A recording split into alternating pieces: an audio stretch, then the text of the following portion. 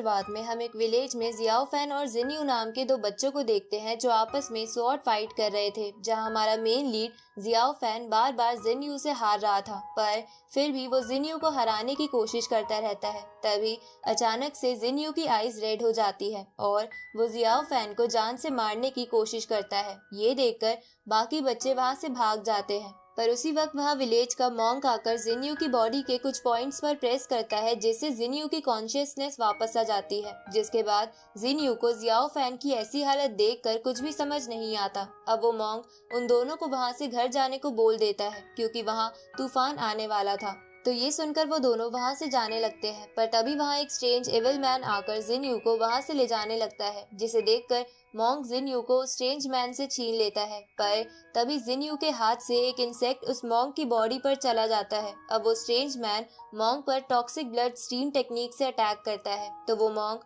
जिन्यू को साइड में करके शील्ड की मदद से उस अटैक को रोकने की कोशिश करता है, पर वो मॉन्क उस अटैक को नहीं रोक पाता, क्योंकि उस इंसेक्ट ने मॉन्क की बॉडी में पॉइजन इंसर्ट कर दिया था। अब उस इंसेक्ट को देखकर वो मॉन्क समझ जाता है कि ये स्ट्रेंज मैन उसे ही मारने आया है और जिन्यू को चुराना तो बस एक डिस्ट्रैक्शन था। उसी वक्त वहाँ जियाओ फैन भी आ जाता है और ये सब देखकर हैरान हो जाता है। इधर वो स्ट्रेंज मैन मॉन्क से कोई चीज मांगता है, लेकिन मॉन्क उसे देने से मना कर देता है। ये सुन के वो स्ट्रेंज मैन मॉन्क पर डार्क स्पिरिट बॉडी से अटैक करता है, तो वो मॉन्क बुद्धा हैंड का इस्तेमाल करके उस स्ट्रेंज मैन के अटैक को डिस्ट्रॉय कर देता है। ये देखकर वो स्ट्रेंज मैन बहुत ज्यादा गुस्सा हो जाता है और मॉन्क को मारने के लिए अपनी स्वॉर्ड में लाइटनिंग एनर्जी कलेक्ट करने लगता है। ये देखकर वो मॉन्क अपने चारों तरफ एक डिवाइन शील्ड बना लेता है, जिसकी वजह से उस मॉन्क को कुछ भी नहीं होता। पर ये देखकर वो स्ट्रेंज मैन समझ जाता है कि वो मॉन्क को नहीं हरा सकता है, क्योंकि मॉन्क की बॉडी में पॉइजन होने के बावजूद भी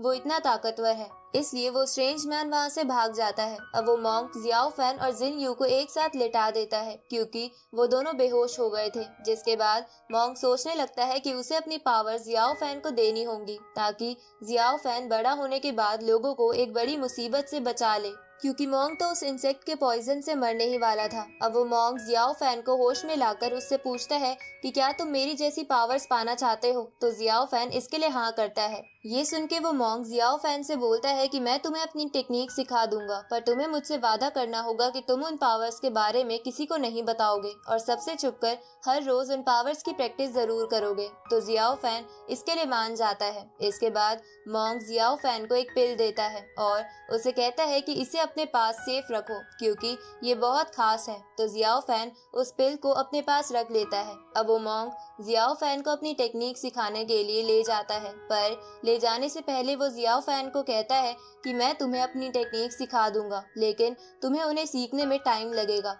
इसलिए मेरे मरने के बाद तुम्हें अपनी पावर्स के बारे में जानने के लिए विलियम नाम के बंदे को ढूंढना होगा। अब वो रात बीत जाती है, जिसके बाद हम अगली मॉर्निंग का सीन देखते हैं, जहां जब जिन्यू को होश आता है तो वो आसपास देखने लगता है। तभी उसकी नजर जियाओ फैन पर पड़ती है, जो बेहोश पड़ा था। तो जिन्यू उसे उठाकर उससे पूछता है कि हम यहाँ कैसे आए, पर जियाओ फैन उसे कुछ नहीं बताता, क्योंकि मॉन्क ने उसे मना करा था। इसके बाद वो दोनों अपने विलेज की ओर जाते हैं और वहां जाके देखता है कि उनका पूरा विलेज किसी ने तबाह कर दिया है। ये देखकर जियाओ फैन जल्दी से अपने घर जाता है और घर जाने पर उसे पता चलता है कि उसके पेरेंट्स भी मर गए हैं। ये देखकर जियाओ फैन डर के मारे बेहोश हो जाता है। अगले दिन जब उसे होश आता है तो वो जिन्यू के गले लगकर रोने लगता है।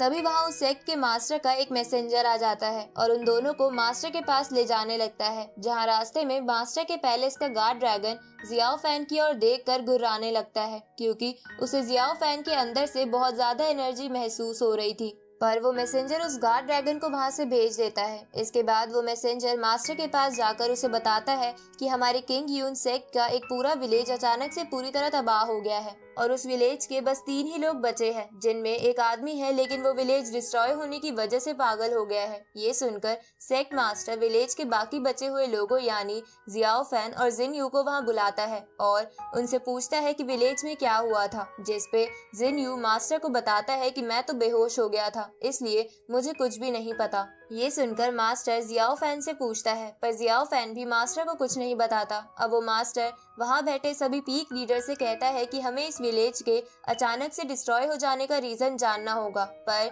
उससे पहले हमें इन बच्चों के लिए कुछ करना होगा। ये सुनकर तुरंत ड्रैगन पीक का लीडर खड़ा होकर किंग से कहता है कि जिनयू को मैं अपने सेक्ट में शामिल करना चाहता हूँ, ताकि मैं उसे एक अच्छा स्टूडेंट बना सकूँ। इसके बाद ड्रैगन पीक का लीडर जियाओ फैन को बिग बैम्बू पीक को जबरदस्ती सौंपने लगता है, क्योंकि उसे लग रहा था कि जियाओ फैन बहुत वीक है। ये देखकर बैम्बू पीक के लीडर को गुस्सा आ जाता है, पर तभी सेक्ट मास्टर अपना फैसला सुना देते हैं कि जिनयू ड्रैगन पीक में जाएगा और जियाओ फैन बैम्बू। तो ये सुनकर बैम्बू पीक के लीडर को इसके लिए मानना पड़ता है। अब यहाँ मैं आपको एक बात बताना चाहती हूँ कि ये मास्टर किंग यून सेक्ट का मास्टर है और इस सेक्ट में 6 पीक्स हैं, जैसे कि dragon peak, big bamboo peak and small bamboo peak. एक पीक सेक्ट का हिस्सा होता है, जैसे कि एक राज्य एक कंट्री का, इसलिए ये सभी पीक्स किंग यून सेक्ट का ही पार्ट है, ना कि एक अलग सेक्ट। इधर ये बात पता चलने पर जियाओ फैन और जिनयू बहुत दुखी हो जाते हैं, पर उन्हें अपने अपने पीक लीडर के साथ जाना ही पड़ता है। आगे जब जियाओ फैन अपने पीक में पहुंच जाता है तो उस पीक के स्टूडेंट्स जियाओ फैन को परेशान करने लगते हैं, क्योंकि उन्हें जियाओ फैन कमजोर लग रहा था। पर तभी वहाँ पीक लीडर की बेटी, जिसका नाम जोई था, वहाँ आ जाती है और उन सभी स्टूडेंट्स को डांटते हुए उनसे कहती है कि अगर उन्होंने जियाओ फैन को परेशान किया तो वो उनकी कंप्लेंट पीक लीडर यानी अपने फादर से कर देगी। ये सुनकर वो स्टूडेंट्स डर जाते हैं। तभी वहाँ पर उन स्टूडेंट्स का सीनियर आ जाता है, जिसका नाम सॉन्ग डारेन था। इसके बाद सॉन्ग जियाओ फैन का अपने और बाकी स्टूडेंट से इंट्रोडक्शन करवाता है, जिसके बाद वहाँ पीक लीडर और उनकी वाइफ भी आ जाती है। जिसके बाद वो सभी एक फैमिली की तरह डिनर करने लगते हैं, जहाँ डिनर करते हुए पीक लीडर जियाओ फैन के कल्टीवेशन और ट्रेनिंग की जिम्मेदारी सॉन्ग को दे देता है। अब सबके सो जाने के बाद जियाओ फैन मॉन्क की सिखाई हुई टेक्निक्स की प्रैक्टिस करता है, क्योंकि मॉन्क ने उसे कहा था कि जियाओ फैन इन टेक्निक्स के बारे में किसी को भी ना बताए। अगले दिन जब जियाओ फैन उठता है तो जोई जियाओ फैन को एक डॉग से मिलवाती है, जिसका नाम एस था, और वो डॉग जोई की सारी बातें मानता था। उसी वक्त वहाँ सॉन्ग भी आ जाता है, जिसके बाद जियाओ फैन और जोई ट्रेनिंग के लिए सॉन्ग के साथ एक बैम्बू फॉरेस्ट में आ जाते हैं। अब बैम्बू फॉरेस्ट में पहुंचने के बाद जोई जियाओ फैन को कुछ बैम्बूस काट कर दिखाती है, जिन्हें वो बड़ी ही आसानी से काट पा रही थी। लेकिन जियाओ फैन सबसे पतले बैम्बू को भी नहीं काट पा रहा था। ये देखकर सॉन्ग जियाओ फैन को बताता है कि ये स्पेशल टाइप्स के बैम्बू हैं, जिन्हें काटने के लिए तुम्हें बहुत प्रैक्टिस करनी होगी। ये सुनकर जियाओ फैन अपनी प्रैक्टिस में लग जाता है, जहाँ देखते ही देखते बहुत साल बीत जाते हैं, जहाँ अब जियाओ फैन बड़ा हो गया था और वो उन बैम्बूस को बड़ी आसानी से काट पा रहा था। साथ ही इसी बीच जियाओ फैन ने मॉन्क की बताई हुई टेक्निक्स की भी प्रैक्टिस की थी। अब हम जोई को देखते हैं, जो पहले से बहुत ही खूबसूरत हो गई थी, पर वो अब भी जियाओ फैन की मदद करने से पीछे नहीं हटती थी। आगे हम जियाओ फैन को देखते हैं, जो बैम्बू पीक के बाकी स्टूडेंट्स के साथ ट्रेनिंग कर रहा था, जहाँ ट्रेनिंग करते हुए जियाओ फैन पर बाकी स्टूडेंट्स स्पिरिचुअल पावर से अटैक करने लगते हैं, जिसे देखकर जियाओ फैन भी अपना स्पिरिचुअल पावर का अटैक तैयार करने लगता है, पर अचानक से उसकी एनर्जी बॉल अनस्टेबल हो जाती है। ये देखकर जियाओ फैन निराश हो जाता है, क्योंकि उसके साथ ऐसा कई बार हो चुका था। अब जियाओ फैन को निराश देखकर सॉन्ग उसे कहता है कि तुम चिंता मत करो, तुम जल्द ही स्पिरिचुअल पावर को स्टेबल करना सीख जाओगे। इसके बाद सभी स्टूडेंट्स फॉरेस्ट से जाने लगते हैं, जहां जाते हुए वो स्टूडेंट्स बात करते हैं कि अगर जियाओ फैन अपने मन को शांत रखे तो वो आराम से स्पिरिचुअल एनर्जी को स्टेबल कर पाएगा। ये सुनकर जियाओ फैन को भी ये बात अच्छी लगती है, इसलिए वो भी वहीं पर शांत मन से कल्टीवेशन करने बैठ जाता है और कुछ ही मिनट्स में अपनी एनर्जी को स्टेबल रखना सीख जाता है। ये देखकर सॉन्ग और बाकी स्टूडेंट्स जियाओ फैन की तारीफ करते हैं। तभी हम वहीं पर बैम्बू पीक के मास्टर को देखते हैं, जो वहीं छुपकर जियाओ फैन को देख रहा था। जहाँ जब वो जियाओ फैन को अपनी एनर्जी स्टेबल करता हुआ देखता है तो उसे बहुत खुशी होती है। लेकिन जब सॉन्ग और बाकी स्टूडेंट्स मास्टर को देखकर उनसे पूछते हैं कि आप यहाँ क्या कर रहे हो, तो वो उन स्टूडेंट से कहता है कि मैं बस यहाँ जियाओ फैन को ये कहने आया था कि वो आगे से खाना ना बनाए, क्योंकि वो बहुत बेकार खाना बनाता है। बैम्बू पीक का लीडर ऐसा इसलिए कहता है ताकि जियाओ फैन को कल्टीवेशन के लिए ज्यादा टाइम मिले, क्योंकि वो समझ चुका था कि जियाओ फैन एक एक्स्ट्रा ऑर्डिनरी स्टूडेंट है। पर जियाओ फैन लीडर की ये बात सुनकर निराश हो गया था, पर सेक्ट के बाकी स्टूडेंट्स उसे मोटिवेट करते हैं। अगले दिन जब जियाओ फैन अपनी ट्रेनिंग कर रहा था, तब बार बार उसके सर पर पत्थर आकर लगने लगते हैं। तो जियाओ फैन इधर उधर देखता है तो उसे पता चलता है